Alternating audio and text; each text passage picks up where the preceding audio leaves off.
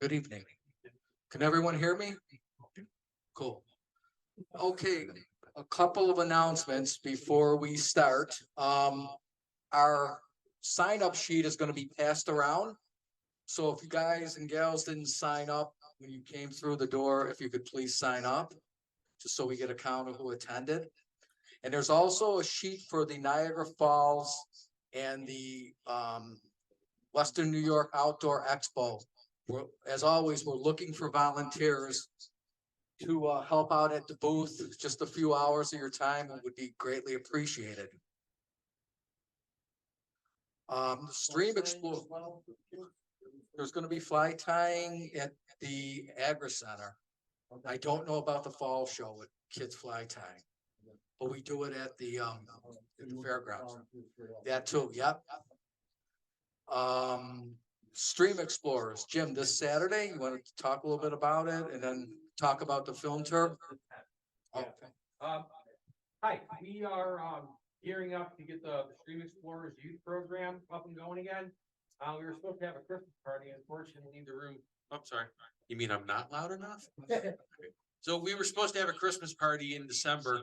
Got there about 45 minutes before it was supposed to start to about a foot of water in the basement of the church where we were supposed to have it. So we haven't been getting together since December. We're going to do it a little bit different this year. We're going to have a kind of like a roundup meeting on the 10th of February. The information is on the website as far as address. It's St. John Paul II Church in Hamburg. So all that information is on the website. If you guys do get the mailers, the information will be there as well. So it's kind of a roundup. We're going to spend a lot more time on the water this year. A few of the creeks in the area. We'll do some still water stuff as well, and then hopefully we will finish up the year, you know, with a Christmas party someplace dry. So we really want to get as many kids involved in this as possible. We're really happy that you know, the response that we got, and we had a few that, you know, the last the entire year, and we've got some nice gear for them that was donated. So we're looking forward to that. We do the F3T too. Okay. This is our second year that we've brought back the fly fishing film tour. That is taking place on, we're going to switch to an afternoon, Saturday, March 2nd at the Ridge Brewery in West Seneca. Had a great time last year. We're in the process of selling tickets and, you know, and accumulating prizes for the raffles. Tickets are the same as they were last year, 15. And we're going to start it at 2 o'clock this year instead of last year. We did an evening. Yeah, now doors open at 2. You know, movie will start about 3. So I have seen some of the trailers for the movies that are on this year, and it's going to be fun. So they have physical tickets here now. You can purchase those, or you can get them online. Again, go to the website, the link's all there, and you can purchase tickets online as well. So that's what I got. Thanks, Jim. Speaking of volunteers, I know that we put an email out during the last week or the week before looking for volunteers for Project Healing Waters and helping out the vets at the Buffalo VA Hospital. I know Ken Kanicki does a great job heading that all up, and we're always looking for volunteers, and trust me, if you go, it'll be a very rewarding experience working with these folks. And right now, before we introduce the guests, is Jerry around? Oh, he wants to talk a little bit about the Springville Pond restoration. Thanks, Joe. Thanks, fellas. You know, so I really appreciate it. Last year I went to the FT3, is that what you call it? Yeah. F3T, and had a great time at the Ridge. Their event is Saturday, help me out. March 2nd, and the IF4, which is the International Fly Fishing Film Festival. This is our 5th year, and it's done in Springville at the Joyland Theater. They're both great events. One is a Saturday afternoon, and you can drink beer at it. And the Tuesday evening is a family event, and you can bring little ones all the way on up through anyway. But they're both supporting what we love anyway, and that's getting out and fly fishing and seeing the outdoors anyway. So if you need tickets, Orbis is the sponsor of the IF4. The fellas have tickets here available for you, and I'll fill you in on the Springville Trout Pond. Just What time quickly. did it start? What time the doors open? 6:30 is the event, and the doors open at 5. Okay, and yeah, you can get your tickets here or online anyway. So just look up IF4. And Springville is the host for the Springville Field and Stream. We spent about 40,000 of the money that we have for the project, which is, you know, a fair amount of money. But you know, something that was done in the engineering. The intent of the Springville Trout Pond is to be done with volunteer labor, donations, and to make sure that we can have a access point for fly fishing, for handicap fishermen, for veterans, and then also for our youth anyway. It's in Springville, it's adjacent to the rails to the trails. So if you do have a chance, come on out. We do 3 things anyway. One is the Fly Fishing Film Festival. The next is Earth Day. The third is the golf and shoot. And some of that information is on our website. Then the last thing we do is a raffle, but I don't want to take up too much more time anyway. We'll be here next month. Just kind of if you need some raffle or if you need some tickets for the IF4. So thanks, Joe. Thanks, Jerry. Okay, so we got a special treat today. We have 2 for the price of 1 for you guys.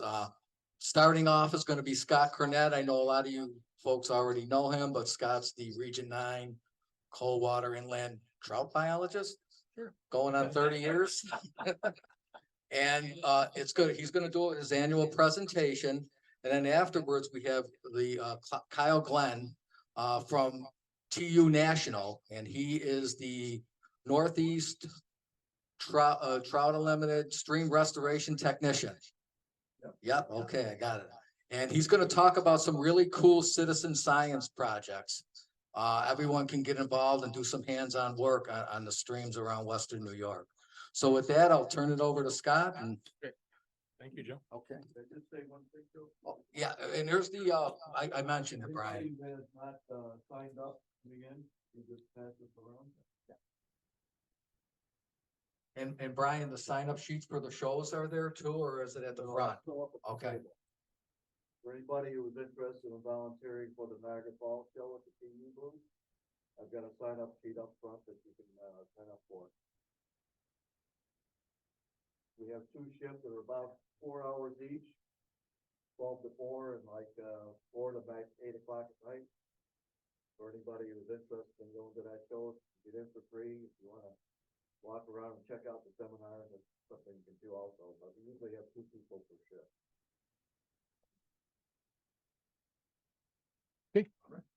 All right.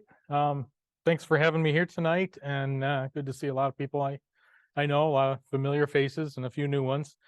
So kind of an overview of what we're going to go over tonight, just looking at what we did with our trout sampling last year. Talk about a habitat assessment that I did on Wiskoy Creek this summer and fall. Talk a little bit about the access verification project on our stock trout streams, and then talk about what's coming up here in 2024. And we'll see if it wants to move on me. All right, so from as far as what we did in 2023, our trout stream sampling was a little bit different than we've done some of the past years. We worked on 5 streams, a total of 11 sites. And in the past, we've been trying to get population estimates for those streams. And we shift gears this year a little bit. And really the objective was to try to determine which types of habitat enhancement projects that have been done in the past, really which ones hold the most trout, because we've done a lot of different types of projects. You know, they weren't all specifically trying to improve trout populations, but a lot of them were sold that way, of trout habitat improvement, where maybe they were just bank stabilization. So we wanted to go back and look and see what types of structures that were put in, where do the trout live, and just kind of get a little feel for that, and kind of compare that to some of the natural habitat areas as well. Just kind of see how they compared. So some of the different types of structures that we evaluated: tree revetment structures, log cribbing, lunker structures, some rock riprap, as well as a few other various types of rock structures that were put in, and just kind of see what did the fish like. So the first stream we worked at, I'll put this one in first because it didn't work out so good, but Elton Creek in the Lafarge gravel pit section back in 2011 did a substantial project there to try to add trout habitat into the stream along with stabilizing some eroding banks. And what we used there were some giant conglomerate rocks that were from the gravel pit, and that's waste rock. It's too hard, they can't crush it up.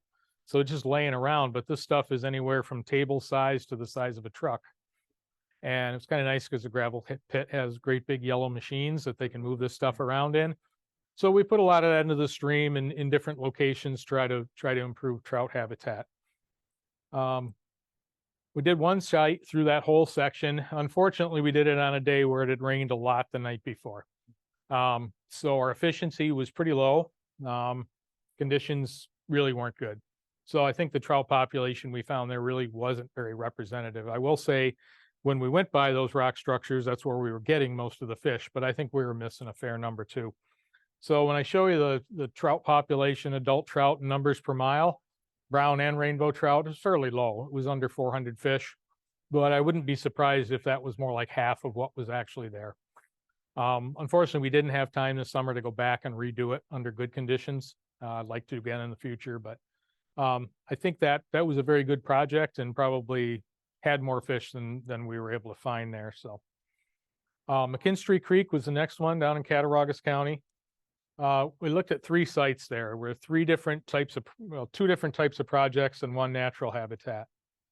So in 2007, New York State DOT used that about a probably 3,000 foot section of McKinstry Creek as mitigation for when they extended Route 219 south of Springville, caused a few landslides and things like that didn't work out so well. So the Army Corps said, you've got to make up for that. So we sent them in there. This was a section of stream that was highly degraded. So it was really in bad shape. And they came through and engineered a bunch of stuff, basically lined it with rock, and also put in some various different rock structures that were designed to create pools and hold fish. Unfortunately, the engineers were a little off on what they consider bank full width, which is kind of a very critical thing when you're reconstructing a stream. And the next year, we had very high flows, and Mother Nature came through and decided what bank full should be. Tore it up pretty good. So some of the stuff that got put in kind of got undone. That's what it looked like right after it was done. It's a pretty well shaded jungle of trees in there now. The other project was just upstream of that along Gooseneck Road, where the stream was about to take the road out. County DOT came in and again did some rock structures in there to try to rebuild the stream channel. Both of those didn't create much for deeper habitat. Few hiding places for fish here and there, but kind of marginal fish habitat. It's downstream of McKinstry Road. You can almost see it from the bridge. Yep. This looks so open. Yeah, well, that was a few years ago. It's the willows they put in did very well, and they are a nice tunnel of shade trees in there. And then the other site was upstream of Gooseneck Road. This is natural habitat, so we also wanted to compare kind of the same section of creek with different types of habitat in there. I will say also the lower part of this DOT mitigation site we couldn't do anything with because it's buried under 3 new beaver ponds in there. So it's got a real mess. You can see in that picture all the silt that's below those beaver ponds. Upstream of that, the gravel is nice, clean spawning gravel. Downstream, it's a mess. So probably a good third to half of that project is buried under beaver ponds right now. But the upper part is what we evaluated. What's that? I would love if people would start trapping beavers and get them out of there again. I'll talk about it a little bit more later on, but we're starting to see a critical mass of beaver ponds showing up on our trout streams all over the region. All right, so if we look at the numbers of trout per mile, this is adult trout, so yearlings and older per mile. The DOT site, it held quite a few fish. Most of them are small fish, yearling, maybe 2-year-old fish. Not much habitat for bigger trout there, but over 600 fish per mile. The county site along McKinstry Road or along Gooseneck Road was a little bit lower, still pretty good, but you can see the natural site over 1,000 fish per mile. So in this section, the DOT site probably holds more fish than it did prior to, but it didn't come back to what a natural habitat would be in there. Clear Creek Ellington down in Chautauqua County, right on the Chautauqua-Cattaraugus County border, one of our best wild brown trout streams in the region now. We looked at 3 sites there. We had 2 sites that had high quality natural habitat and one where Natural Resource Conservation Service and Soil and Water Conservation District had put in a bunch of rock structures. A lot of riprap, well-placed riprap, and some engineered rock riffle pools. This lower section of the creek where one of our natural habitat sites and the rock sites were, it's very cold. And it's very cold because some of it goes underground. And when I say underground, I mean underground. So this is us walking downstream to where we're going to shock. And I think some of the volunteers that were out with us and some of our crew were probably like, what the hell is Scott thinking? Because there's no water here. So about a 2-mile section of the stream in dry summers below Ellington actually goes underground.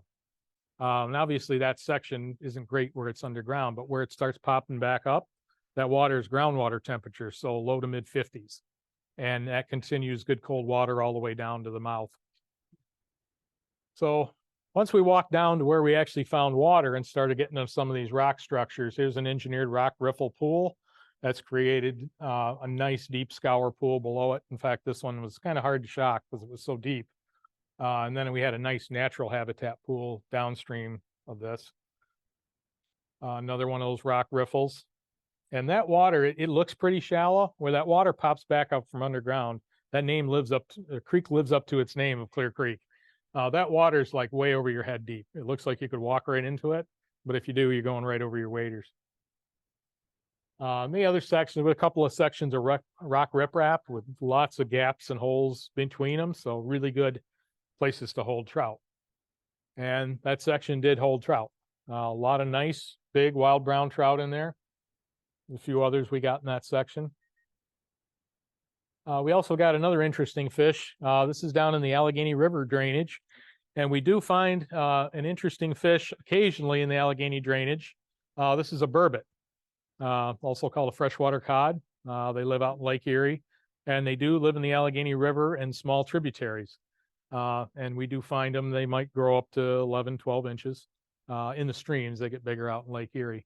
But it's a cold water fish, just like a trout. So we find them in cold water sections, usually under big flat rocks. And so that was when we got. What's that? Yeah, they're a weird fish. They are cold water fish. They spawn in like December, January when the water's right at 32 in the Allegheny River, and then the young swim up the tributaries and mature in the tributaries, and then when they're adults, drop back down to the main river to spawn. But you won't find burbot in the Allegheny River in the summer when it's warm, but they'll drop back down there. And you find them. I couldn't go out and say, we're going to go to any one place and find a burbot, but we just randomly find them here and there in any Allegheny River tributary. I've probably seen 24 over the years in shocking, but usually one someplace, but kind of a neat fish. So some of the natural habitat that we shocked on the creek, really good down trees, kind of a mess to fish, but that's the kind of habitat that holds a lot of trout. If we look at how the trout populations fared, the left hand, the blue graph there, we can see there's over 2,000 adult trout per mile down in that natural habitat, down below Leech Hill Road. The stone, the engineered rock riffles and the riprap still held over 1,000 fish per mile, but about half of what was in the natural habitat. And then farther upstream above Ellington at Wade Hill Road, about 1,500 fish per mile. So there's a lot of trout there, but kind of a takeaway here is rock can replace some of that habitat, but it's not as good as the high quality habitat. Yeah, that's a nice thing with Clear Creek Ellington. It's PFR from the mouth all the way almost to the headwaters. So it's solid, I think, seven miles of public fishing rights. So it's one you really don't have to worry about, just fish wherever. We also did a little bit of shocking up on Clear Creek and Arcade. We did 2 sites there. Upstream near the gravel pit, there's a section that Fish and Wildlife Service did a project in 2011. This project was mainly to stabilize eroding banks and also to provide some fish passage. There was a metal sheet pile that was probably about a 3-foot drop, so fish couldn't get up over it. So they wanted to bring the stream bed grade back up so fish could get up over that. So this wasn't necessarily a habitat project, but it was, sort of build that way. Yes, it is behind the Rod and Gun Club. Yep. And we also did one site with good natural habitat. So this is a section where Fish and Wildlife Service did their project. This is called a J-hook structure, and you can see that bank is badly eroded. That structure is to keep the flow off that bank and spill it back into the middle. And it does its job. It's working very well. The bank's healing itself up.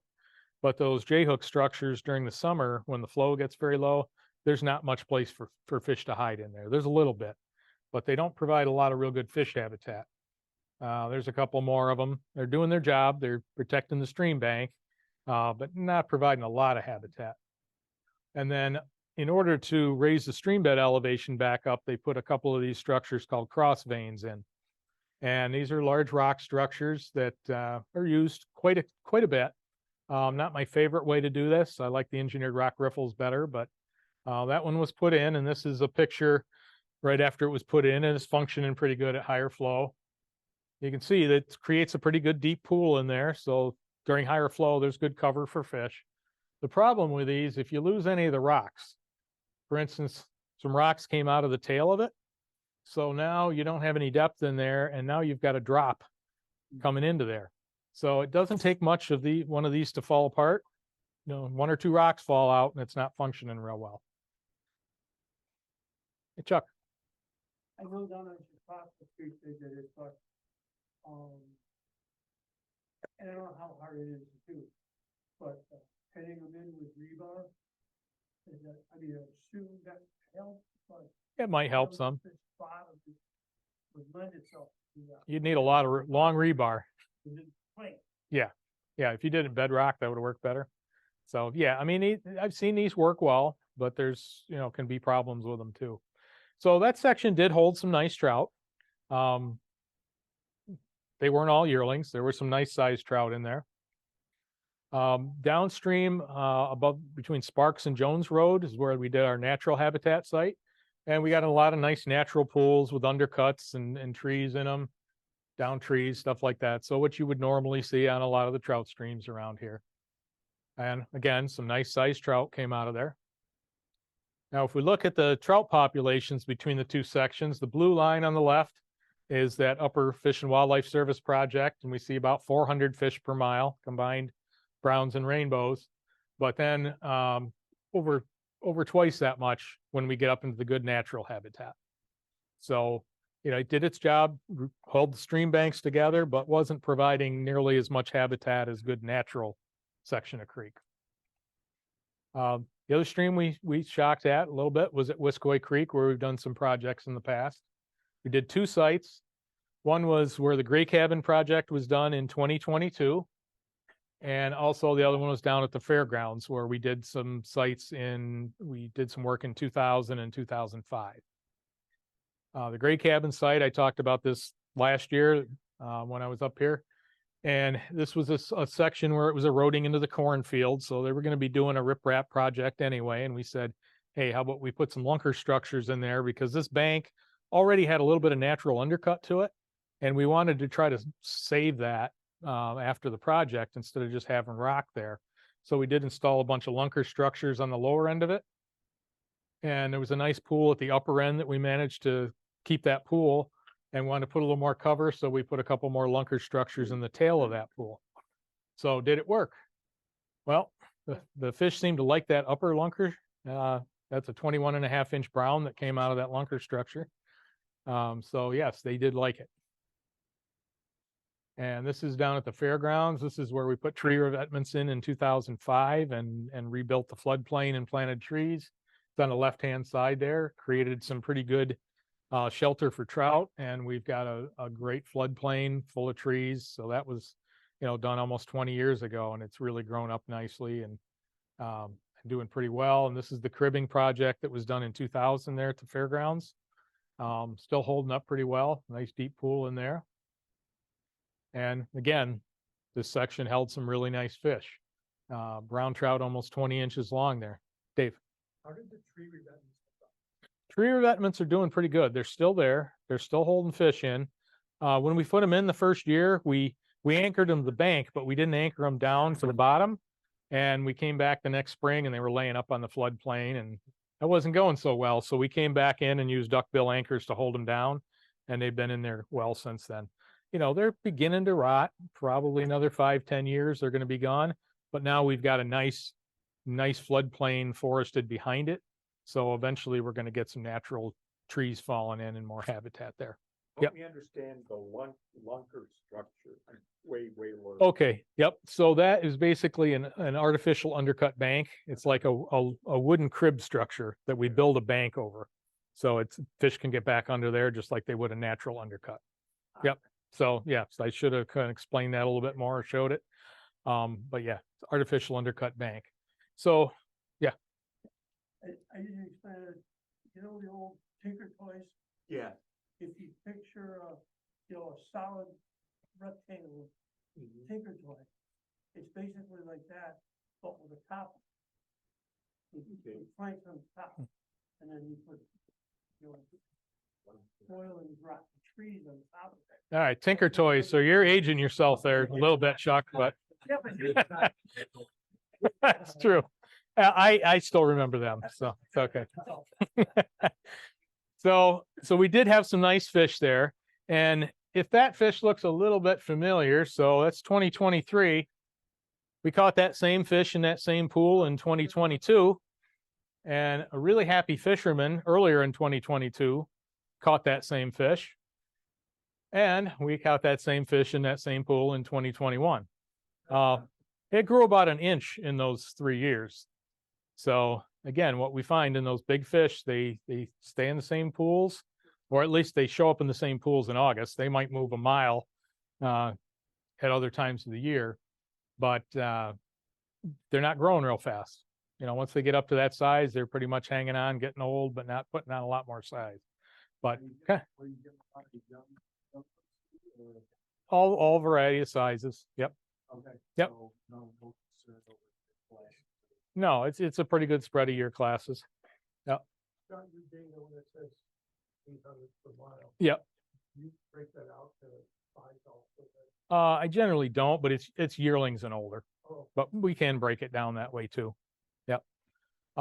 So if we look at the trout numbers at those two sites, we see the Gray Cabin over 800 fish per mile and over 1,200 fish per mile at the fairgrounds. So quite a few fish there.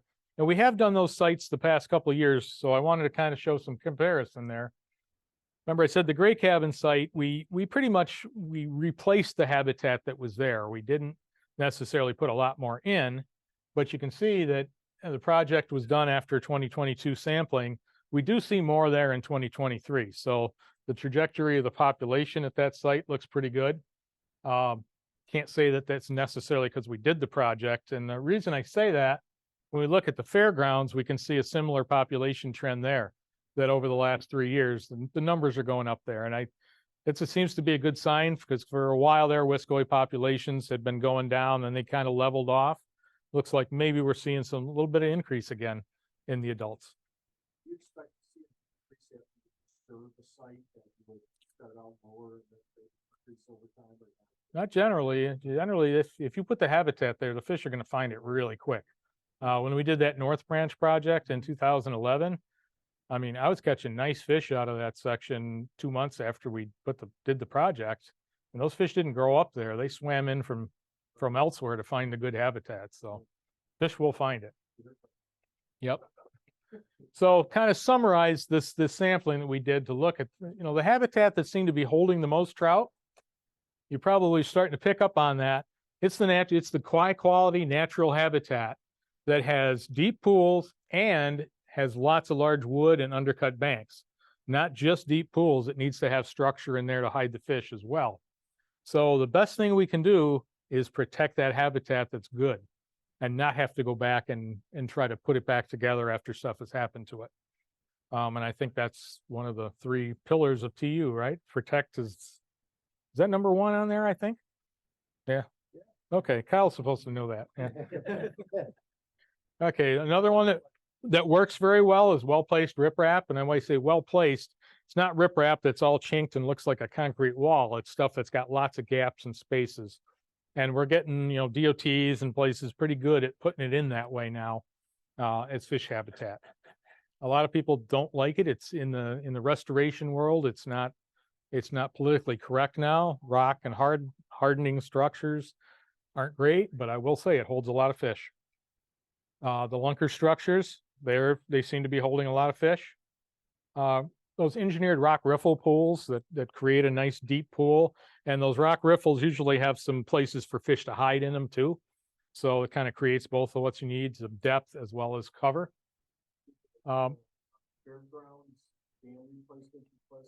Yep, yeah, that's an engineered rock riffle with lots of nooks and crannies for fish to hide in.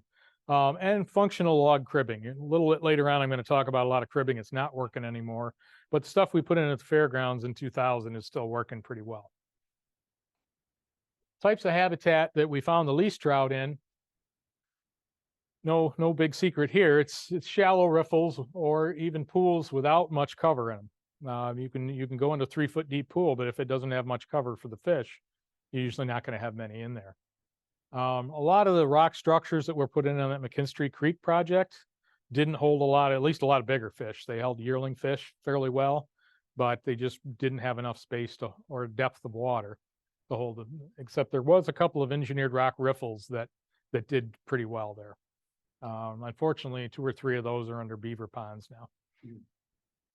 The J-hook structures, again, they just don't have a lot of cover for fish. They did their job of protecting the bank, but not providing a lot of fish habitat.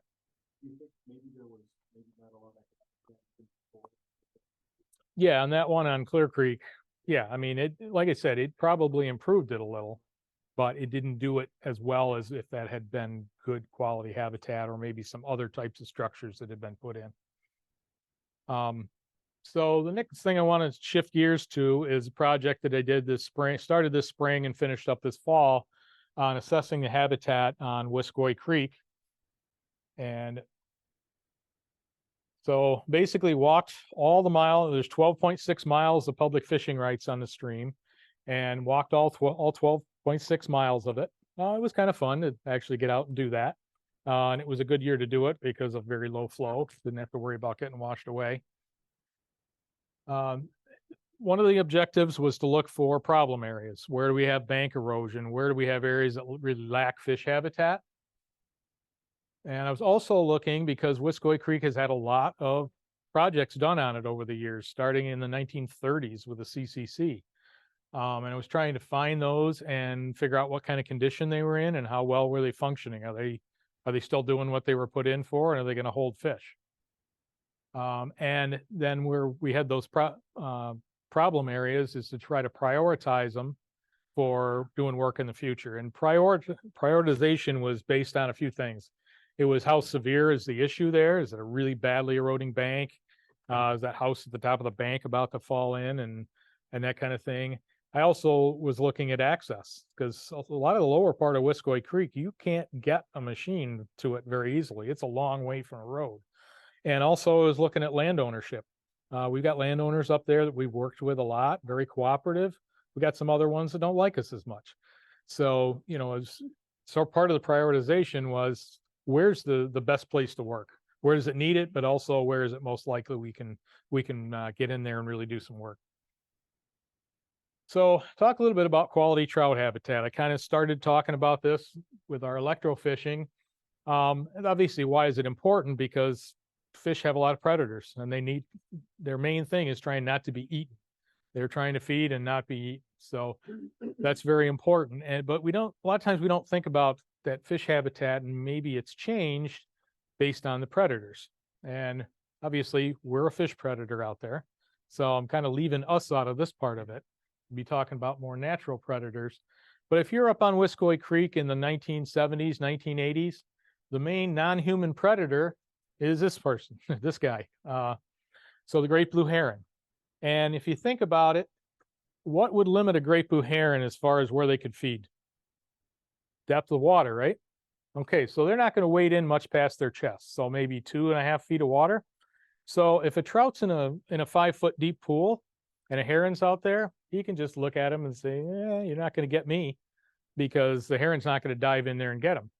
So they're really limited to shallow water. So you could have deep pools that don't have much cover in them, and they can still be pretty good quality protection habitat for those trout. Well, that's changed since the 1970s, 80s. Beginning in the 1990s, we started getting an abundance of other fish predators in there. Common mergansers, DEC reintroduced otters in the mid 1990s, and they've done very well. So those predators are not limited by depth. They can follow those fish wherever. So now fish need a lot more complex wood, undercut banks, places they can really hide. I threw the eagle in there. It's just obviously they're limited in how deep they can go. But the idea is we've got a lot more fish predators out there, but also there's a lot more diversity in how they feed. So we can't use the same type of protective trout habitat in that today that worked in the 1970s. Okay, we need to be looking at it a little bit differently. And I'll also mention trout predators are also trout. Okay, a big brown trout like that, it can eat, yearling trout all day, and they do. So we've got a lot more big brown trout in the stream now. So they're another predator that those yearling and 2-year-old trout need protection from. So looking at the habitat problems, I was looking at stuff like this. Is down in the Allegheny County portion. And down there, you start seeing some pretty badly eroded banks down there. These are a long way from the road, so they're bad sites, but they're not necessarily the highest priority sites because it'd be really hard to get in there to do it. But those are the kind of things I'm trying to look for.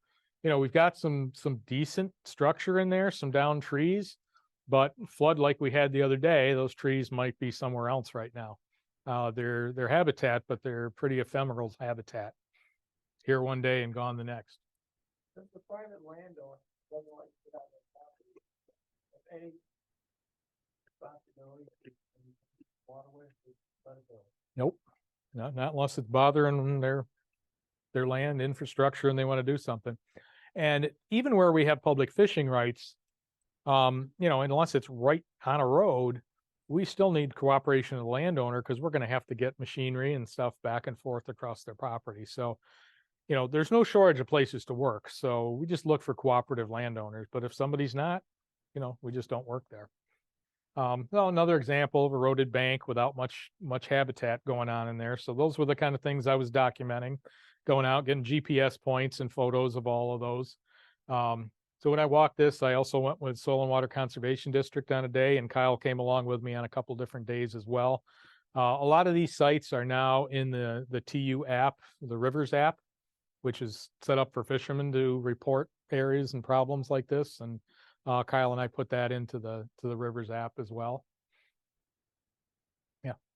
How long does the water get down in that section of the stream? You get down to the Allegheny County section, temperatures are getting up there into the mid 70s anyway. So it starts to get a little more marginal temperature wise, and trout populations show that. There's trout down there, but not as many as farther upstream. Another thing I was finding, several different sections of creek. We had very long stretches of creek like this that was shallow. A lot of them were bedrock stretches. So you went long distances, hundreds of feet, and there was basically no place for a trout to hide. So, the banks look healthy, everything was good, the forest there, but there's just nothing to hide trout in those sections. So these are sections, they're not necessarily, eroded bank problems, but they're problems from the standpoint that there's just missing habitat in there. Ideally, in the old days, we would have had huge old growth trees falling in there and jamming up and creating pools and log jams. But especially in the bedrock sections, trees aren't going to stay put very well. They're going to get washed out. So, there's opportunities in there for doing some habitat enhancement in some of those sections. So I was also noting those types of areas. It's been that way since we cleared the land, yes. But when you walk the whole creek, there's a lot of those sections. So there's a lot of sections that could be holding more fish than they are, just because they have never recovered from the original logging and farming. Another thing I was noting is where we've got problems with riparian vegetation, especially invasive species. This is Japanese knotweed. We already knew about a number of spots there. Wyoming County Soil and Water has been doing some control projects to herbicide these things and try to hold them at bay so they don't keep spreading. And I found them another 30 more spots to work. So it's not out of control there yet, but it's getting close. So, and then mugwort is another species, and that's just everywhere now. That's the horses left the barn on that one. But those are all things that are going to impact the quality of the riparian areas and keep it from reforesting in places. So I was noting those locations. And another thing, we found, I think, at least 7 beaver dams on Wiskoy Creek. And this is Wiskoy. Yeah. And going back 5 years, I never, and earlier, I started fishing it in 1990, and I never remember beaver dams. And they are really getting abundant, not just on Wiskoy. I'm finding them on all of our better trout streams. This up on 362? No, but I'll show you. The next one is, this is down below the Boy Scout camp where that one was. We found several down there, and there's 2 of them up in the old catch and release section.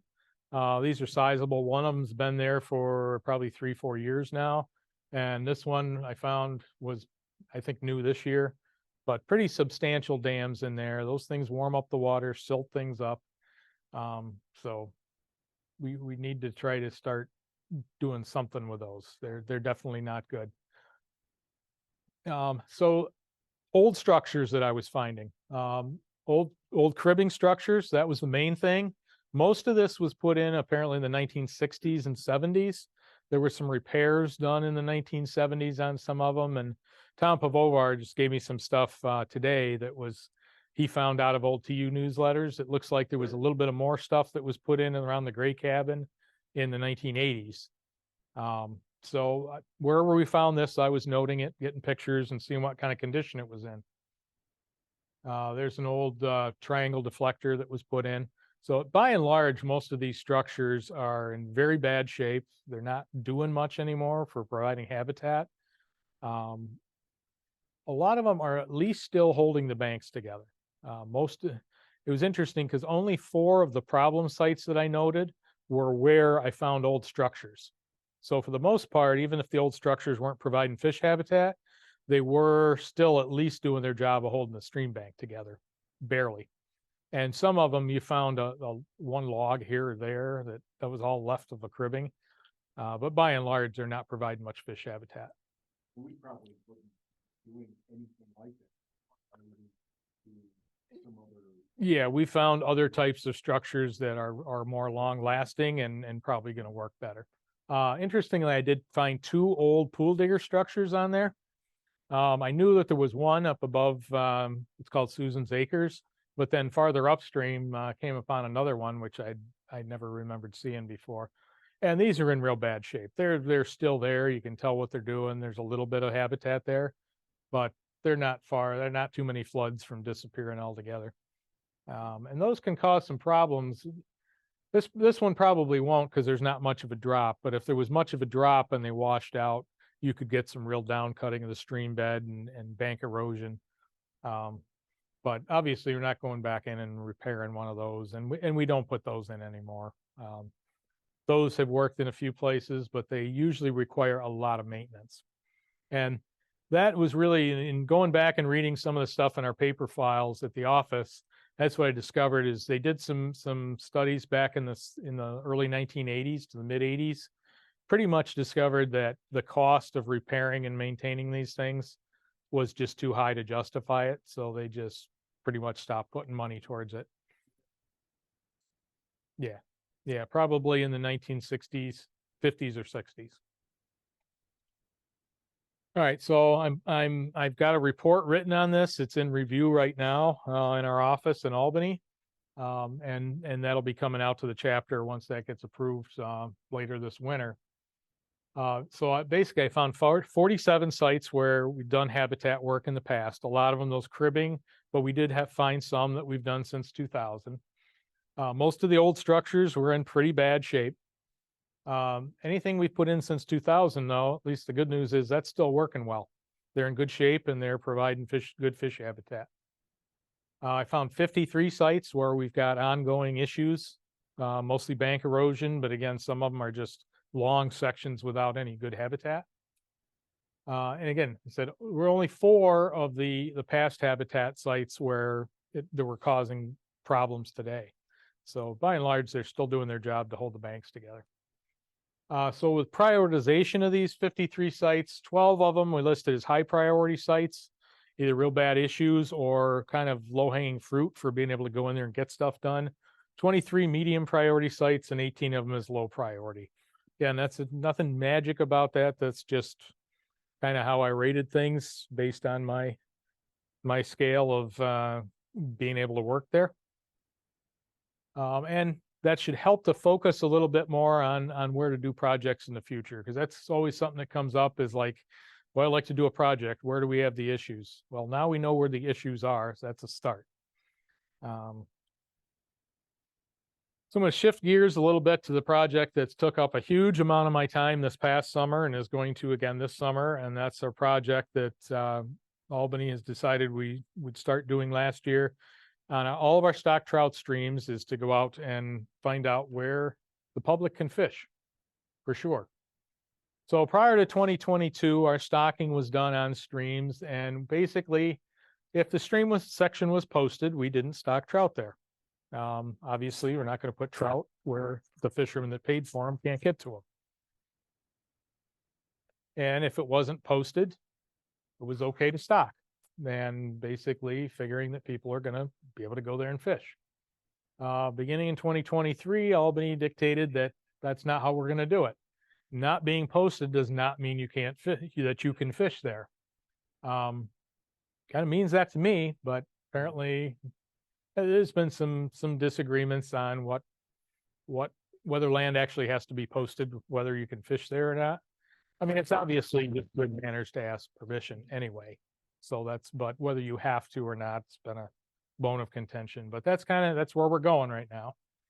So basically we're requiring the landowners to tell us that it's okay for people to fish there, for us to be able to stock it. So we're putting up signs so fishermen can see that fishing is permitted there on that property. And also obviously if we have public fishing rights there, or if it's state land, we also would be able to also be able to stock. So in 2022, we started this project on the Erie County stock streams. I talked about that last year. This past summer and fall, we worked in Chautauqua and Allegheny counties. The majority of landowners, just like in Erie County, the majority of landowners either said no, they didn't want people there, or they just didn't respond at all. We did find enough people that said yes, it's okay for people to fish there, that we did keep most of the stocking. But we did have some places where we're not stocking anymore. Scott? Yep. What's the difference between a landowner saying yes Mhm. and you purchasing PFR? So PFR automatically gives the public the right to be there, where if the landowner just says yes, he can change his mind tomorrow. So that's the big issue, or big difference, is PFR is forever, and landowner says okay, that's still the landowner doesn't say okay. So we worked on 15 streams in Chautauqua and Allegheny counties, 254 landowners. So it wasn't everybody. We're contacting people at bridges and obvious access points. And if somebody says yes there, then you contact the next landowner and put it all together. Out of that 254 letters, 88 people said they were interested. We ended up having 80 of those people say yes. 69 said no. 97 didn't respond, and in our system, that's considered a no. They didn't respond for whatever reason, but you know, they got as many as 4 letters, so it wasn't like they only had one chance. So we did save at least some stocking. We saved at least some stocking on all but one of those streams, and the one stream that we lost was a small stream in Chautauqua County. It was only a mile of stream anyway, and one guy owned all of it and said no. So West Branch, Conewango. which I'm guessing nobody here has probably ever fished. So not a big loss there. Yeah. We reduced the overall stocked mileage on those 15 streams by 38 miles. But what they did allow us to do, even if we don't have like large stocked sections anymore, if a landowner at a bridge says yes, we'll call that a roadside access site and still stock there. So we had 15 bridge crossings we were able to keep, even on streams where the in-between didn't respond to us, we were able to keep those bridge stocking points. So that's why we didn't lose as much as we might have. So, we lost a fair amount of mileage, but we did with the bridge points, we kept a fair amount. Overall, the stocking reduction was about 5,000 fish, yearlings and 2-year-olds combined. So it could have been worse. And this year's project, it will be in Wyoming County, and then the plan is 2025 to do Cattaraugus County, which will finish up the region. Chuck. Typical CIA question. Is that 5144 fish part of the theoretical fish was being stocked or the actual? No, last year I think we pretty much got rid of the theoretical fish. The reason Chuck says that is we've never been able to grow enough brown trout for the number of trout that our policies call for. So we usually we prorated our brown trout stockings at like 80 to 85% of what was called for. So with the fish that we reduced with this project last year, we got back to being able to grow as many brown trout as we need. So those were the theoretical trout that Chuck's talking about that never really existed. And we got rid of those. So, yeah, and I don't know yet how this played out for the whole state, but my guess is we probably, reduced maybe 100,000 trout statewide. I haven't heard the final numbers on it, but so that's kind of where this project went. Like I said, it's taken up a huge amount of my time. It's one reason we didn't get out in the streams to do as much, and it's going to take up a large chunk of time this year. And it will probably be somebody else's problem for 2025, but Cattaraugus County is our has our most stocking. So that one's going to be a really big project coming up, that one. So. Yep.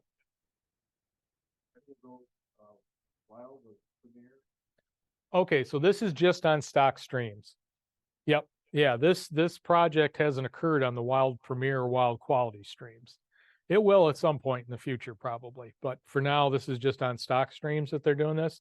And it's mainly because that's, fishermen are paying for the stock trout. So that's where they're putting the emphasis right now. And it's right. So we should be putting trout where fishermen can get to them. It really hasn't been a problem in this part of the state, but apparently in the Catskills, some of the eastern part of the state, it at least was more of a perceived problem. So we're doing it statewide. So that's where we're at with this. Go over the stream habitat plans that we have for 2024. We've got a project in the works on Wiscoy Creek downstream of Albro Road. There's a pretty heavily eroded stream bank, and we're planning to go in there and probably put some lunker structures as well as using some stone. And hopefully if we can come up with some nice large trees, root balls, get those incorporated into the stream bank, just put a lot of different structure in there to hold fish. So we've got a DEC Habitat Access Stamp grant for $50,000. And I believe Trout Unlimited National is going to be putting some money into this, as well as the local chapter here. We're going to need volunteers to be out there because we're going to be planting the crap out of it with willow live stakes and things like that to get a lot of vegetation going. So we will and build lunker structures and things. So we'll be calling on the chapter for help on this project as well. Yes. Yep. Yeah. It's both. It's a stream bank that's eroding really fast, and it's a weird type of soil that it falls in clumps.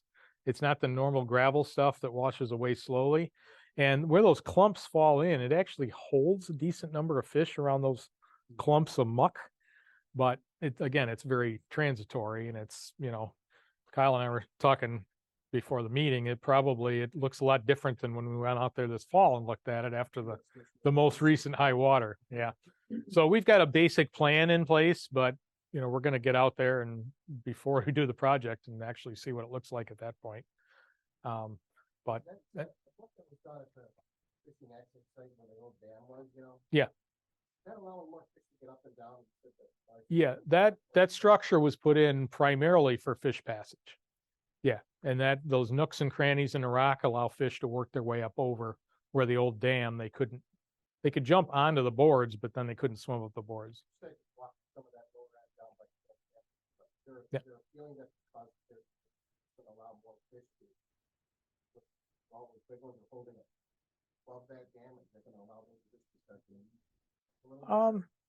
It may help getting fish. I mean, it's also an investment in the future because honestly, Wiskoy Creek is, especially the lower part, is getting marginal temperature wise. And at some point, we may need to be able to have brown trout be able to get upstream and into those tributaries to stay alive in the summers. And getting that dam out of there will allow that to happen. So, and for spawning as well. Yep. So that should allow fish to get up into the Trout Brook and the North Branch and places like that, assuming they can get by the beaver dams. Yeah. Any word on the Digimon? We have not seen Diddy Mow in Clear Creek since that 1 year where we had it. And I think it blooms under very specific conditions, and apparently we haven't had those conditions again. I haven't seen it, and we haven't had reports of it again. And I think it's evolved quite a bit from the standpoint. At one time, we called it an invasive species, and I think the science now says that it's native. It's just we've created conditions from time to time in different waters, particularly in tailwaters, that allow it to really bloom. But to answer your question, no, we haven't seen it again in Clear Creek or any of the other streams in the region since then. Why Yeah. can't you just go in?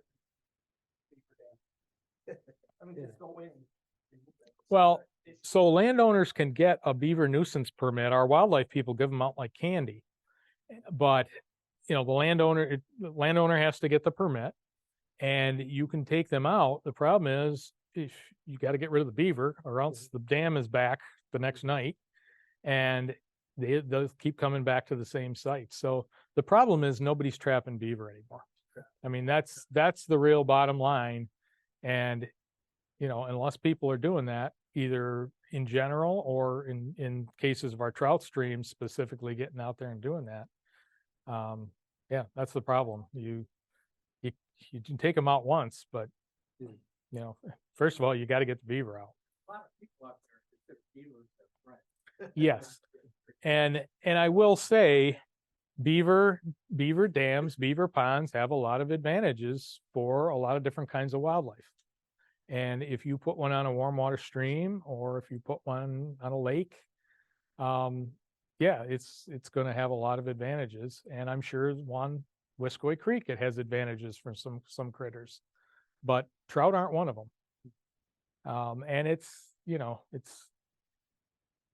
there's a lot of philosophy you can look at with this because you can say, well, you're going to kill a native critter for your introduced brown trout, So yeah, people might look at it different ways, but all I point out is we got a lot more of them, and the science shows that they're not good for trout streams. They're great for trout streams in Wyoming at 6,000 feet.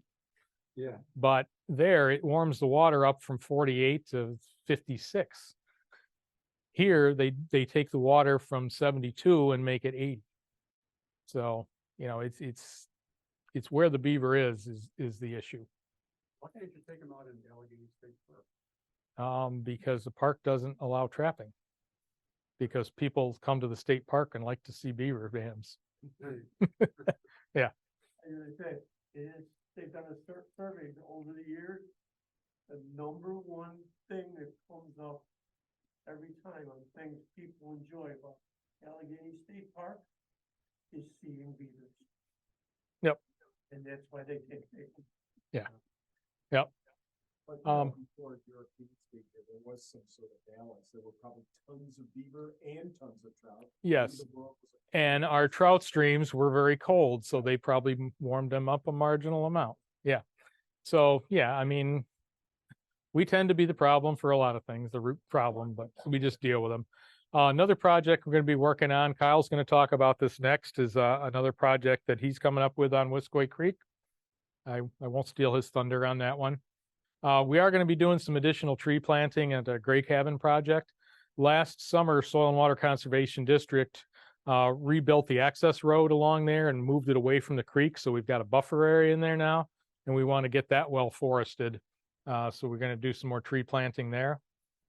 And we'll be trying to develop project plans for some of these high priority sites on Wiskoy Creek based on my 2023 evaluation. And that's important because usually when grant funding opportunities come along, you don't have much time to put things together. So you might get an announcement, okay, there's a grant application, it's due in 2 weeks. Well, you can't plan a project in 2 weeks. You've got to have these on the back burner ready to go. So that's one of the things we need to start working on now. We know where these problem sites are, is start coming up with some at least decent plans so that if a grant opportunity comes up, we're ready to apply for it. As far as fish sampling in 2024, unfortunately, not a lot.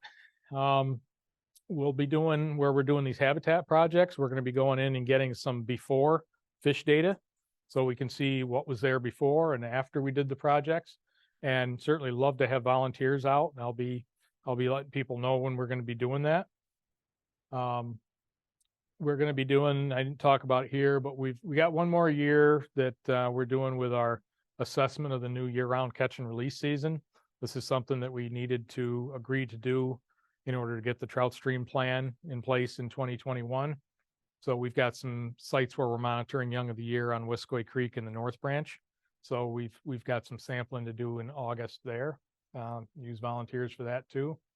Again, I'll be spending a lot of time on this access verification throughout the summer and fall. And then the habitat projects we have going on, and we'll need volunteer hands out there for that. And that's what I have for slides. So questions that you have, Joe? Update, Scott, on the East Coy, the assessment of the East Coy, the hybrid stocking. Okay. Yep. Yeah, I didn't bring that up. So the last couple of years we've been experimenting with a hybrid strain of stocked brown trout. It's a half wild, half domestic strain. See if they would survive a little bit better than the really stupid domestic strain we've been using for years. And we've been doing evaluation in East Coy Creek, and then there's been some in the Catskills. And we did sampling there in June of 23, this past year. And we found the hybrid fish were there about twice the numbers as the domestics, which actually was kind of the goal of the project.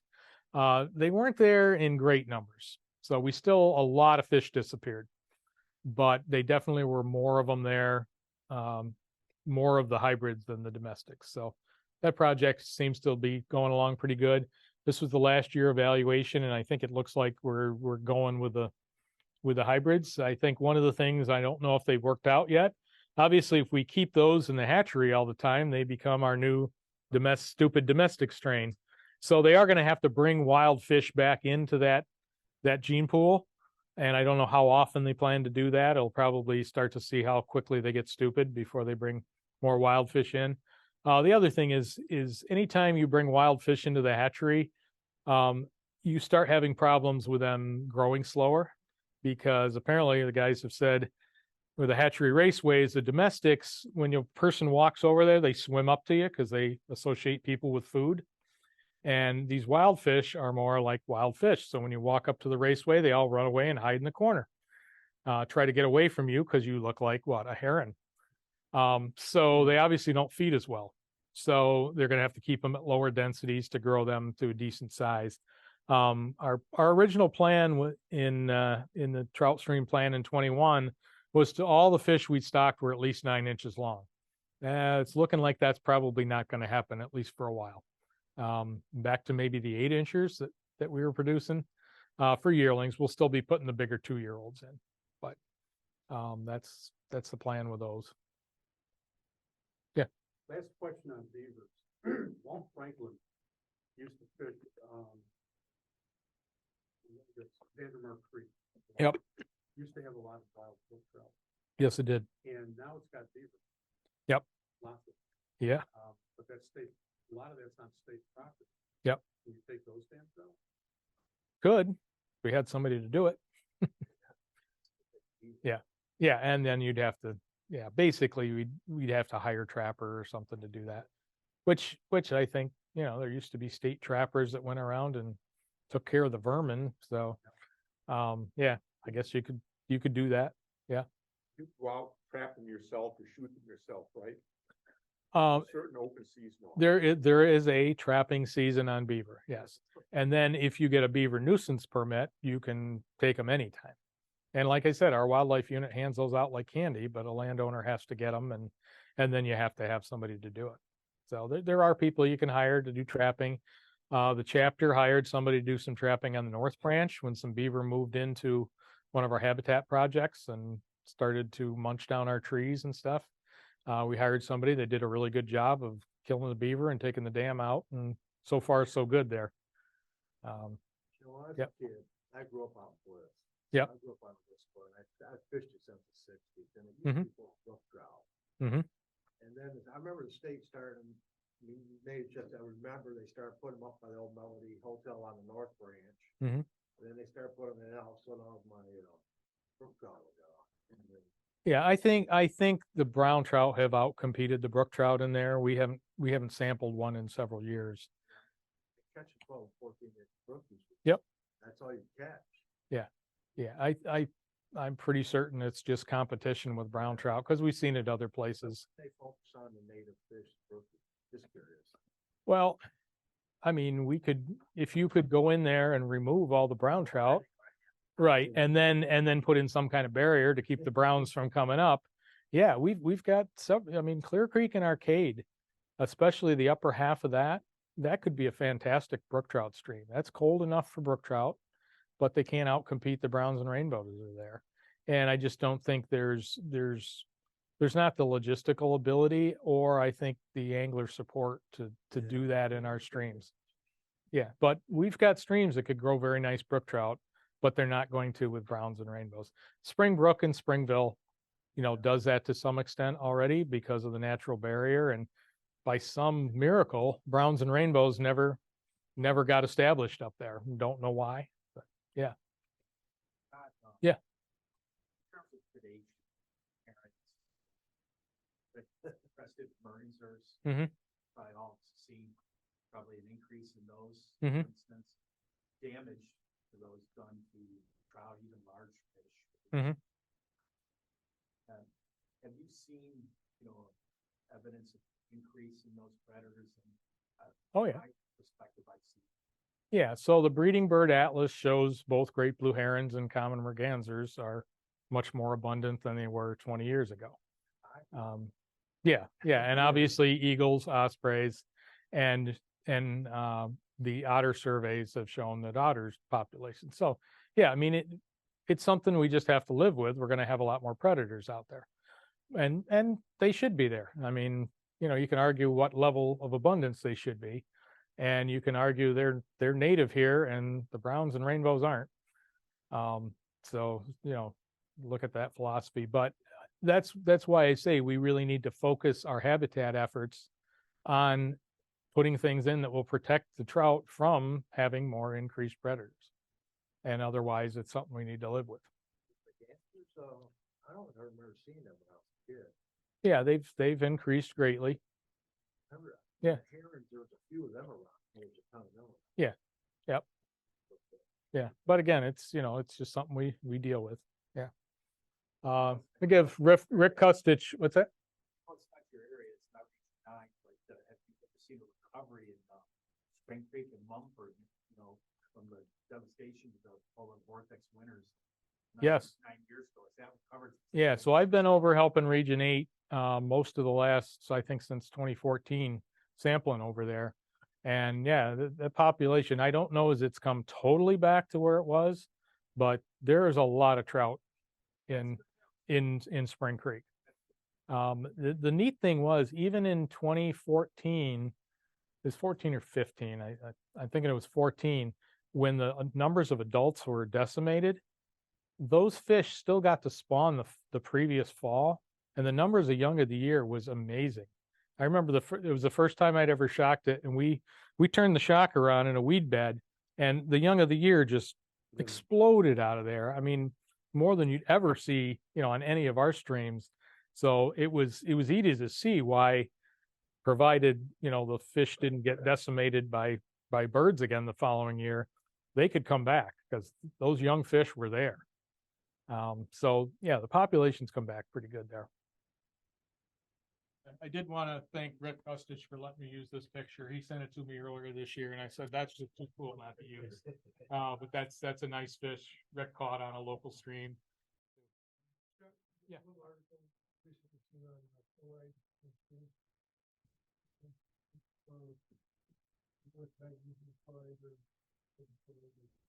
Is that one of the things you're looking at, Kyle, potentially? Yeah, I think Kyle's going to be looking at that a little bit too. Yeah. Yeah, we use a lot of road salt in New York and its impacts on streams. It's kind of, you'd think it would have been studied better, and I'm not sure it has been, but we're going to be looking at those impacts. Tater farmers, Markport, farmers so far, all the water they pull out. I mean, I know Markport set up a pump. Mhm. The headwater pouring up there, and they just about dried up that stream that feeds in there. Yeah, well, irrigation for agriculture is pretty much, it's irrigation for agriculture is exempt from a lot of things. I do know, particularly on the Wiscoy, a lot of the irrigation is done out of ponds, which is good. They Got that one pump set down. Yeah. Yeah. So yeah, it certainly has an impact, but people, That's what it's on. yeah. Yep. I would say the Eastcoy is more impacted than Wiscoy from irrigation withdrawals, and you see it in the trout populations, but I think it's also not as well spring fed. Yeah. Anything else before we go to Kyle? All right. Thank you. Well, Cal's getting ready. I just want to mention real quick. There's a lot of volunteer opportunities that are coming up, the next few months. A lot of the projects we've got a lot going on. We've got shows coming up. We're always looking for volunteers that are willing to get out of fish. Ken was talking about the project Healing Waters, and the best way to find out about that information is on the website, wnytroutunlimited.org. Please try to visit it every once in a while. And I don't know who we have here as far as who are members and who are not members. Please, if you don't mind getting an email from us a couple times a month, sign up for our newsletter. You can do it right on the website, and you do not have to be a member to sign up for the mailing list. And we don't share the information with everybody. So, but we just want to make sure that we get you guys all the information, and we just beat it like a dead horse so you guys know about what's going on. So that's it. Thank you. Okay. Okay. We have a new project that we started at the beginning of the year, the chapter podcast. We call it the WNY Trout Pod. It's available on, I think pretty much all of them. Amazon, Google Podcasts, YouTube, Spotify, iHeart. If you listen to podcasts, if you don't know what a podcast is, basically a podcast is an on-demand audio program. It's free. Most of them are. And we had a pretty good episode. We talked to Joe in January about the chapter and what the chapter has going on. February 1st, the next one comes out. We're having a conversation with Lindsay Agnes. She's our state VP for youth education. So we had a conversation like that. I've been talking to folks. So, if you're a podcast listener, check that out as well. So that's it. Thanks, Kyle. Great, yeah. All right, nice to see everybody here. Last time I was at a TU meeting, it was in a VFW post on Genesee. I was about 10 years old, so I'm glad this has all come full circle for me working with Trout Unlimited now. A little bit of background. So there's TU National, and then there's your individual chapters of Trout Unlimited. So TU National can come in and help like local chapters in a priority waters initiatives, and that helps us prioritize areas in the state that we get our funding for from TU National. So this year, we've been lucky enough to have Wiskoy Creek fall into one of those priority watersheds. And that allows me, working for National, to really step in and help a lot in the Wiskoy watershed specifically. A lot of these citizen science initiatives are completely unfunded, and I'm doing this out of my free time, and I really want to help out the chapter. If these citizen science initiatives go well in the Buffalo chapter in Western New York, we're going to eventually, talking to the head of science at TU, spread this across the country for more TU science initiatives for all the other chapters of TU. So this is kind of like a big step in terms of really integrating citizens into more in-depth science with Trout Unlimited. So as we know, trout have their needs. So they have biotic and abiotic needs. You know, they have to have the proper temperature to survive.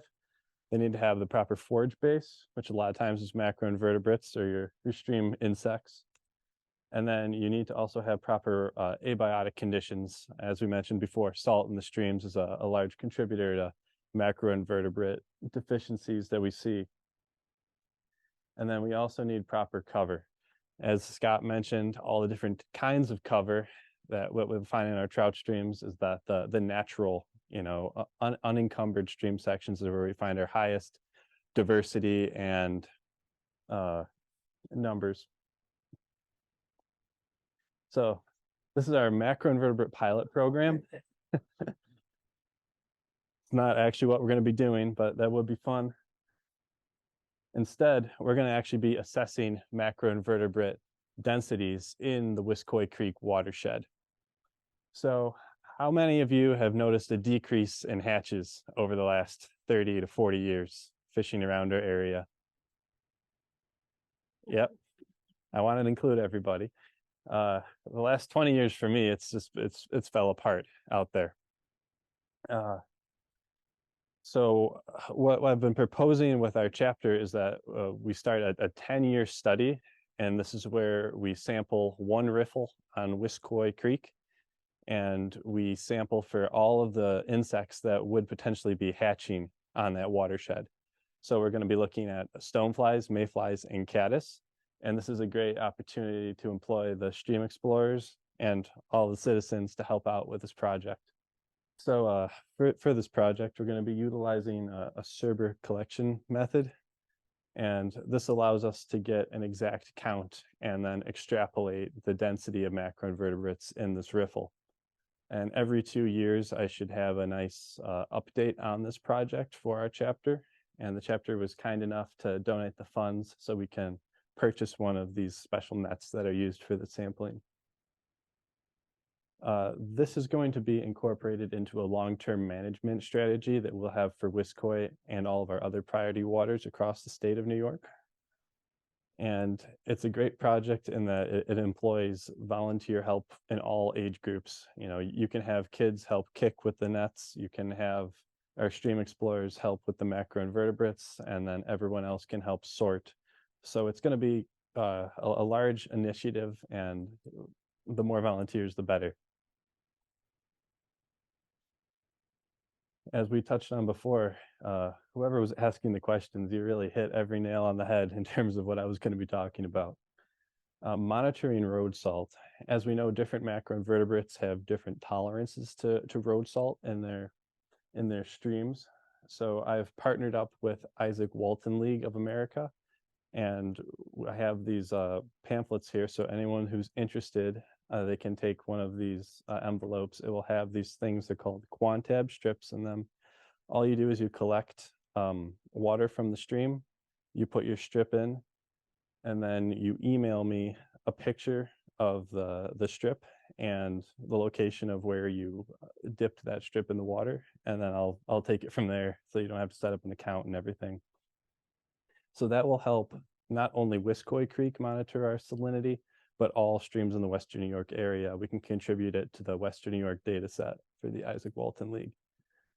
I'm very interested in this one, so the more emails you send me, the better. I also have my cards here too, so I'll hand you an envelope and a card so you can get my contact information. That's a good question. So no, actually, we like to have data from the summer, winter, early winter, and then late winter into that, that spring thaw where we would expect to see the highest salinity in our streams. But collecting across the year, you really can gather a baseline in your data and then compare it to like a high runoff event. As we touched on before, I created, it's called the Wiscoy Thermal Priority Survey. So this is a more in-depth citizen science initiative in that I'll need to lend out one of these aquarium thermometers. And how citizens can help is that there's 12.4 miles of stream to survey.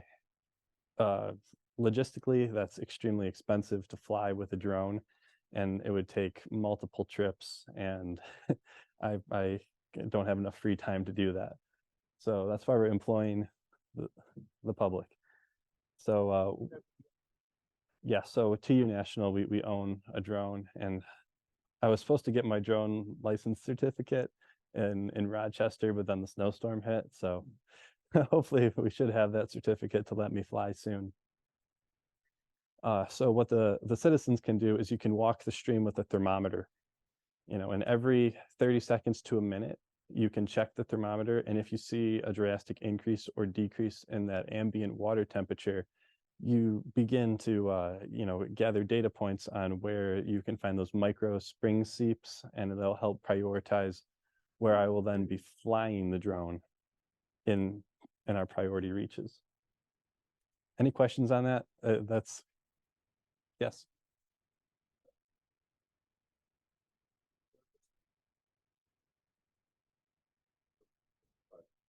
Yeah, so whoever is interested, I'm going to send out a mass email. The best way to monitor that temperature is to rubber band it to the bottom of a waiting staff. So you're going to want to have it, close to the bottom, but not dragging on the bottom. Because a lot of times those spring seeps will come up and you can get a better reading of them when it's close to the bottom. Anybody else?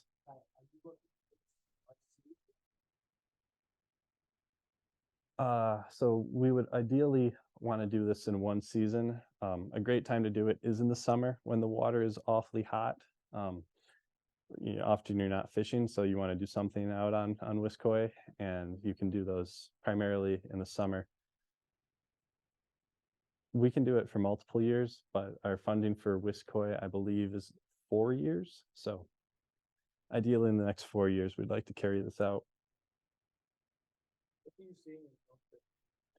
So you see a thermal image. So you'll have like the extremely hot portions of the stream will be like a red to orange, and then you'll see a very distinct dark blue if you have a strong spring influence in the stream. And then the last initiative is a conifer revetment project. So this utilizes our old Christmas trees, and it ultimately helps your young of the year and your yearling trout. I didn't put a location at the time when I was making this presentation. I didn't have landowner permission yet. As we know, it's very important, but luckily I've obtained the landowner permission on Wiscoy. So we're going to want to do this project in the upper section of the no-kill in Bliss. These conifer revetments, they act as your in situ natural stream structure. So you anchor and you tie these conifers together end over end. So you basically create a mat of Christmas trees that then drapes over the bank, and then you secure it with stakes and willows. And this traps sediment, and it creates like a semi-temporary habitat. So we're not expecting these to last for years, but that's why we have a lot of volunteers. We can keep putting them in year after year. they're relatively easy to permit. And if the trial conifer event goes well on Wiskoy this season, we'll have multiple next season. Now, are you looking at the North Branch? South of Prairie? So we're looking downstream of the North Branch in the upper section of that no-kill section in Bliss. Yeah. A lot of that soil that Scott was mentioning that comes off in clumps, I'm hoping these conifers will kind of help keep that contained and keep the sediment down. Anybody else have any questions about the conifers? Plant a lot of trees behind them. They're gonna help to stabilize that bank that's eroding right there as well. So then we're gonna plant trees behind them. Yes, that's a good point. Like hopefully the conifers will buy us enough time that the stream bank won't erode and, you know, encumber the trees that we plant. So eventually we'll kind of get that back foresting. So this was a trial year for that as well. We have 3 trucks out here for those who did bring their trees. We did a Facebook post, and if this timing works well for everybody next year, we can just have them bring their trees to this meeting. So far, we have 19 trees. Yeah. I was in Williamsburg, a couple of days ago, they're gone now. There was a mountain of trees over in the parking lot at the golf course that made the road. I grabbed 8 of them. I grabbed 8 of them. So they're in the back of my truck now. There you go. That's perfect.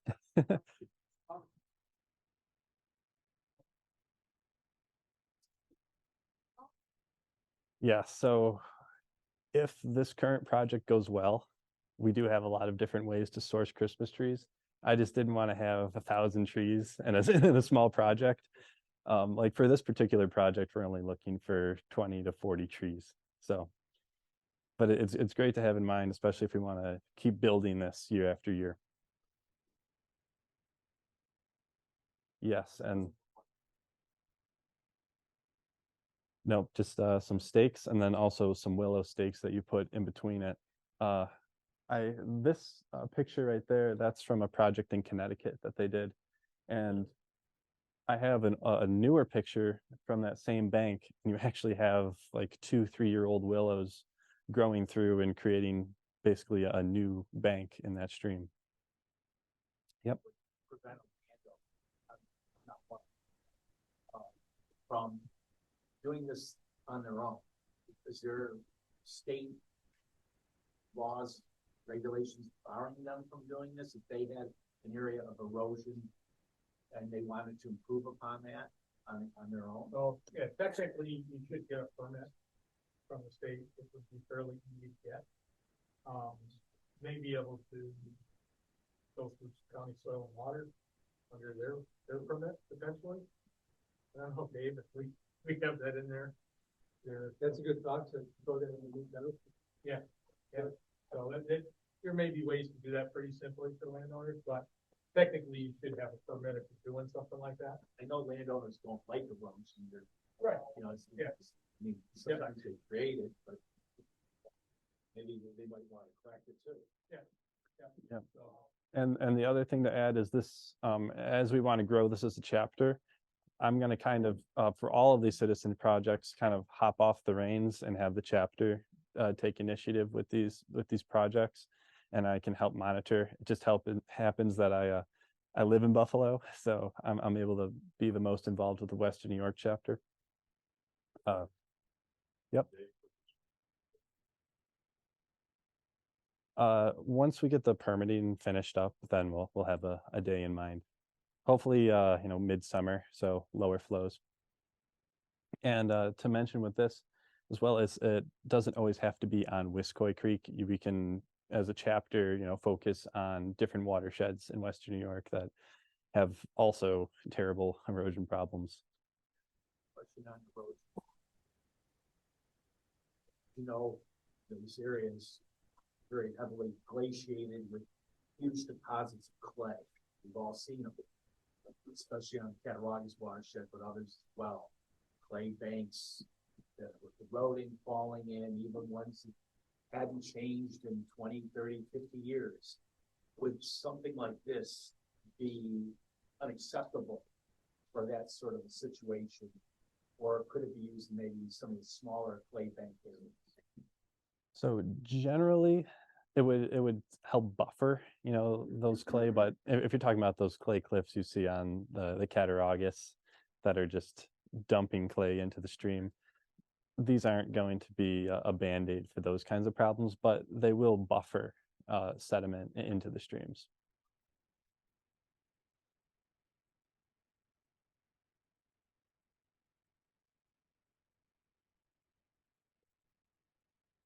Are we good? I also have the envelopes with the Salt Watch. So just a show of hands, how many would be interested in helping out with the Salt Watch survey?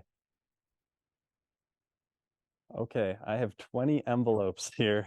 So for those of you who want to participate, there's 4 strips in each one of those envelopes. So if there's a stream reach you have in mind or a culvert that you want to look at, I'd recommend you take one before a heavy snow event and then one after, just so we can kind of generate that baseline of data.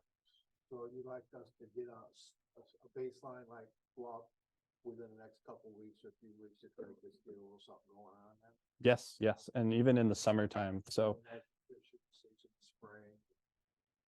yeah, the whole year is fair game with these. And if I need to order more, I was talking to the Isaac Walton League, and as long as there's interest and then there's data being input, they're happy to keep sending me more slips. There's 4. So for the average angler, that might last you a couple of months.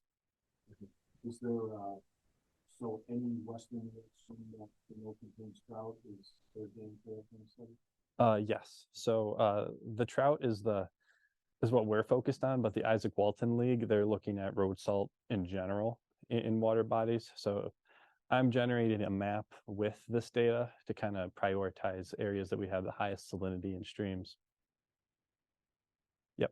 You're looking at wild streams, stock streams, both. You can look at anything from an order 1 tributary to the largest section on a low stocked stream. You could give that one. So the reason why Isaac Walton League was so happy to help is that there's a huge data gap in Western New York with this project in particular. Yep. It's about macro invertebrates. When you were talking about the study looking at the numbers of those, we had an article in BU that was called "Our Food is Killing Our Fish." Is food killing your fishing? Or food? And it was about the neonicotinoids that are pesticides that are put on everything, every seed out there. How it's even causing organic food to not be grown, coming in rainwater and Montana, places like. So my question is, is there a way to study that effect on our macroinvertebrates? Is that too hard to get in? So for like an issue like that, we have developing right now. It's we're looking at neonicotinoids, tire microplastics that come off of tires, and also nitrates. So currently you have to pay for all of those sampling techniques. So these are meant to be easy ones. But as TU National, we're starting to look into all of those as factors that could be, impacting the macroinvertebrate communities in the streams. And to mention, the state already has a RIBS program where they look at overall stream health, and that's based upon the macroinvertebrates. It's like a qualitative study. So you're looking at the macroinvertebrates that are present in that stream, and each macroinvertebrate has a different tolerance to pollution. What we're looking at in this macroinvertebrate density study is looking at actual numbers of macroinvertebrates from year to year. So like seeing if we actually see an increase or decrease in the population. So that's filling a crucial data gap. Identify places really impacted by what's mitigation for them? Is there any plans for that, or is it specifically? So that's when you start talking to the highway supers. And the Isaac Walton League, they have a lot of lobbying power to start maybe changing over to a salt sand mix. But that's kind of out of TU's hands right now. We're just helping gather this data, and it can help our own TU data sets with prioritizing project sites. Also, show of hands, who would be interested in helping out with the temperature survey? Okay, that is a lot. That's good to know. Joe, we might need to order more of those thermometers if those are working. The other option is if you have your personal thermometer that you fish with. And if you notice a cold spot, all you have to do is send me a picture and a location, and I'll put it on the map and in the app. For those of you who want to like use the app itself in the stream, you can do that, or you can send me the information and I can put it in the app. Yep. No, so I actually made my own app for this. It's using the GIS, but it'll help us generate a thermal gradient map in a watershed. And then the most areas where I see those cold spring seeps, as long as it's roughly a mile long, I can go in there and fly the drone with the thermal imagery to get a better picture of what we see. Yep. So if you get enough temperature data this year, do you think you'll have a drone ready to fall?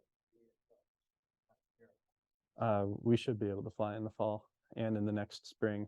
Generally, we like to fly during leaf off, so you have, you know, your best aerial. And show of hands also, who brought in Christmas trees today?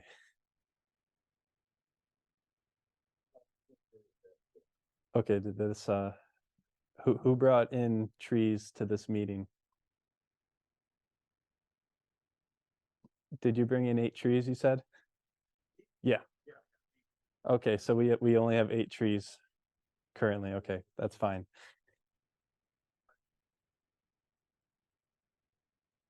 Sounds good. Well, that's all I have. I also have my contact information here, and then I also have cards for those who want to help out with these surveys. Thank you. Thanks, Kyle and Scott. Just a few quick words. As you can see in the presentation, a lot of these citizen science initiatives and the stream projects and plannings we have planned for this year. Again, volunteers. We can use all the help we can get, whether you can lift things or just want to come out, make lunch. Anyone's welcome, children, grandchildren. So like Jim said earlier, we'll be posting the details as things get closer with contact information and signups. Other than that, hope to see everyone next month. We're switching it up a little bit. We're gonna have some folks from Messenger Woods doing some live animal demonstrations with some animals they rehab. So there's gonna be some birds of prey.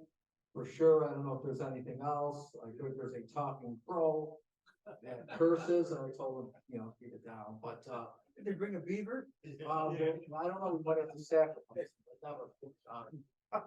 Jerome. Yeah, if anybody wants to see, there was a question about the lunker structures. I've got a photo of, when we were building the lunker structures out in the Wiscoy, so if anybody wants to see it, you know, what they look like, whatever, I'm right here. Okay. Other than that, thank you guys for coming. Thank Orvis. Thank you, Bill, and be safe and drive home safely.